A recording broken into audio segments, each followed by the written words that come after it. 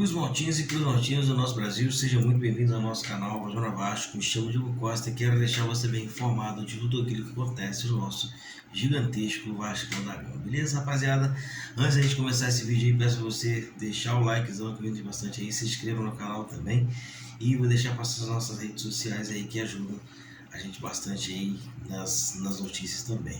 Beleza, rapaziada? Esse vídeo está recheado de notícias, né? Muita notícia nova, bombas do Vasco aí, tá desesperadora a situação do Vasco.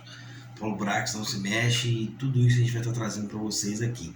Antes da gente começar esse vídeo, né, eu quero falar para vocês das óticas Calbi. Óticas Calbi, que ela fica na Avenida General Fonseca, número 90, e também na Avenida Francisco Fortes Filho, número 1359, né? Telefone das duas aqui, 3355 2781 e 234 09743. É você que está precisando do teu óculos aí, ter um óculos de sol aí bacana aí para poder sair, ou você que precisa usar óculos também no seu dia a dia.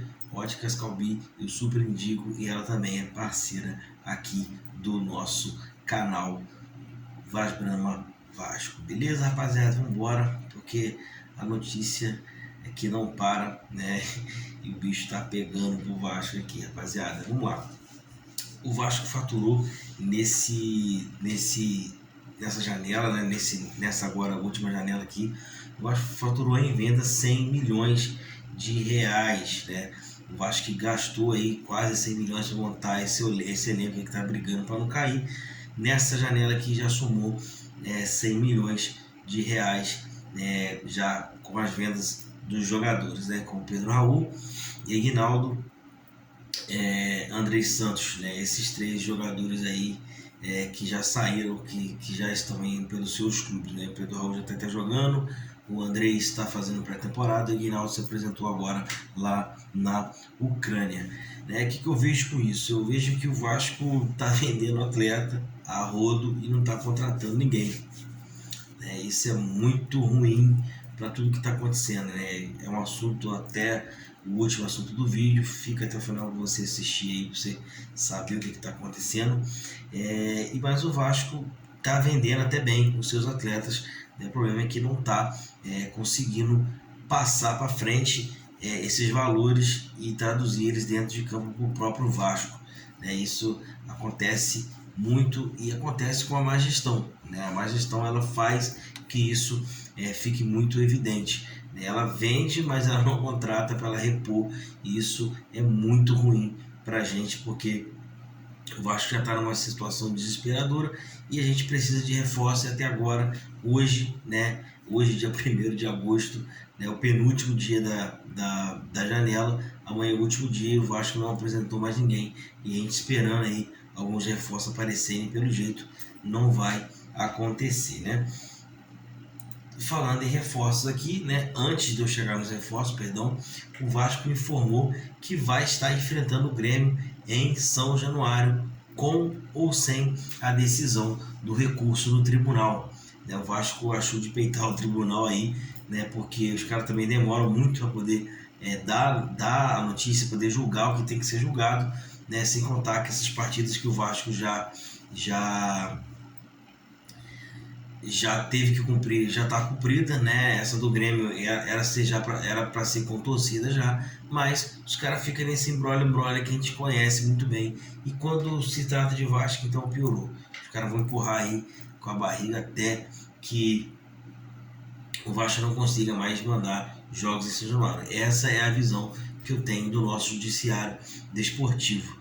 Eles querem tirar a qualquer custo ali, sendo que a gente sabe que a briga lá, que a briga, né, entre aspas, que aconteceu lá em São Januário, ela não teve invasão de campo, ela não teve briga ali na torcida. O que houve foi o tumulto causado pelos policiais ali também, que tentaram apartar algumas brigas também, obviamente, estão ali trabalhando, então foram para poder apartar as possíveis brigas que poderiam acontecer, mas por lá de fora aconteceu muitas coisas, né? Brigas também, né? Por lá de fora realmente aconteceu algumas brigas, mas dentro do estádio não foi para isso tudo que o pessoal está fazendo aí, esse salariaço todo, deixando o Vasco sem o seu mando de campo. Né? Com isso, o Vasco decidiu, né, na tarde dessa terça-feira, que vai jogar em São Januário, independente do recurso no tribunal. Seja ele com torcida, né, que o Vasco tinha conseguido ali um recurso para poder colocar deficientes, mulheres e crianças para dentro do estádio, né, e depois já pediram só para mulheres e crianças, depois o Vasco chegou a pedir novamente para os deficientes poderem entrar também. Enfim, isso não vai ser julgado por enquanto e o Vasco vai estar jogando em São Januário, independente do recurso do tribunal ser julgado. Beleza, rapaziada? A notícia ruim aqui que chegou, né, pra gente hoje. Ontem a gente deu aqui no canal como dada já fechada a contratação de Robert Rojas, porém o jogador não vem mais para o Vasco. Não é nem culpa do Vasco, quando a maré é ruim nada acontece a favor do Vasco, né? Mas o Robert Rojas ele não vai vir mais para o Vasco porque ele se recusou em estar renovando com o River Plate e com isso o River Plate brecou a vinda dele por empréstimo. O empréstimo dele viria até o final do próximo ano, né? Porém, aqui no Vasco ele não vai jogar esse ano, a não ser que alguma coisa de muito muito anormal aconteça para que as negociações voltem e o Vasco consiga de fato contar com ele, mas a princípio o que a gente tem de notícia é que o Robert Rojas não vem mais por conta desse detalhe, que ele não queria renovar com o River Plate, ele seria emprestado ao Vasco, mas ele se negou a poder a renovar o seu contrato com o River Plate, e com isso o River Plate brecou a vinda dele pro Vasco. Quando a fase é boa, rapaziada, nada ajuda, é impressionante. Em contraproposta, o Vasco, né, com a negativa aí do Robert Rojas, o Vasco foi atrás do zagueiro Facundo Garcês, do Colo, né? Eu particularmente não conheço, né? Não sei quem é o jogador, mas o Vasco já está à procura dele. Porém, é aquele negócio, vai dar tempo de fechar com esse cara? Porque hoje é o penúltimo dia da janela, né? O Vasco tem até amanhã para poder escrever jogadores, ou pelo menos dar início às suas inscrições. Como é que faz? Ele tá girando, ele tá jogando normal no clube dele, é capitão do clube dele, é o clube de fora. O Vasco precisa entender que é muito difícil a gente contratar um jogador do dia para noite, ainda mais com o Paulo Brax lá, né? Muito difícil. Mas o fato é que o Vasco tem interesse, voltou às conversas com o Facundo Garcês, mas na minha opinião não vem pela lentidão aí do Paulo Brax, né? E também, rapaziada, para fechar aqui para vocês, o Vasco, como eu já disse aqui anteriormente aqui no vídeo, o Vasco tem até quarta-feira, agora às 23h59, para pelo menos começar ou dar início à inscrição de algum reforço que vai chegar. Ou seja, o Vasco já inicia o processo de inscrição dos atletas nessa quarta-feira e os documentos podem ser entregues posteriores a essa data, tá? Mas o Vasco tem que iniciar no dia de amanhã até amanhã às 23h59 ou a gente não tem reforço droga nenhuma.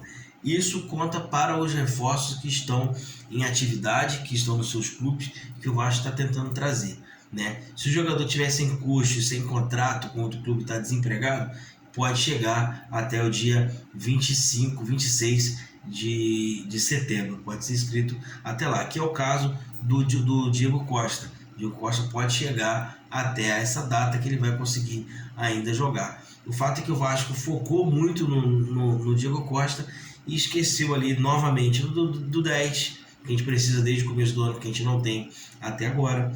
A gente não tem outro lateral esquerdo, o Jefferson chegou, mas a gente não sabe como é que vai ser, né? A gente não tem o meio campo para poder ajudar os atacantes que a gente ficou de ter, a gente não está tendo. Como é que faz? O zagueiro, né, a gente não sabe se vai conseguir chegar a tempo. É muito difícil a situação do Vasco principalmente em relação aos reforços. Paulo Brax deixa a gente totalmente desesperado com isso que está acontecendo. Vou falar para vocês, eu tinha até o momento, até hoje, eu tinha uma esperança de que o Vasco contratasse bons jogadores que dessem liga ao elenco, que a gente conseguisse sair dessa situação. Porém, o Paulo Brax consegue jogar tudo isso na lata de lixo. É isso que ele faz com o torcedor do Vasco nos dias de hoje.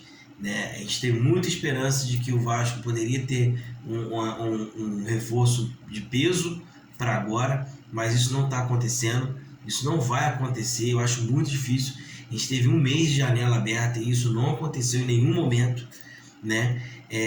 E o Vasco continua ainda nessa pendência aí de ter um camisa 10 aí para poder gerir o time, poder organizar o time. Paulinho e Praxedes chegaram, foram muito bem, porém não são jogadores que vêm para resolver o problema.